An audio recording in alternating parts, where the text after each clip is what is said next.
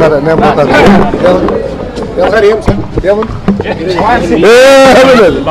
ఇప్పుడు మా ప్రాణాల పైన వ్యాపారం చేయాలనేటువంటి దృక్పథము ఇవాళ టీవీల్లో కనపడుతుంది.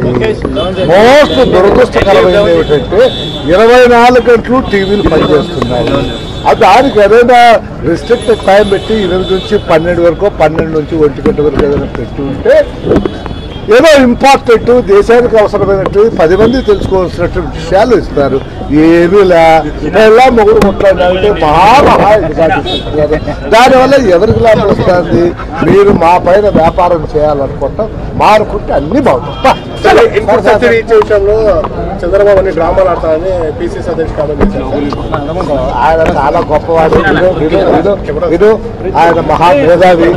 ఆయన ఒక ఇందాక ఎవరు అడుగుతూ చెప్పి ఆయన ఒక మహామేధావి, ఆర్థిక శాస్త్రవేత్త, సూపర్ ఇంజనీరు. కాబట్టి ఆయన ఏ సబ్జెక్ట్ నుంచి అయినా మాట్లాడగలడు.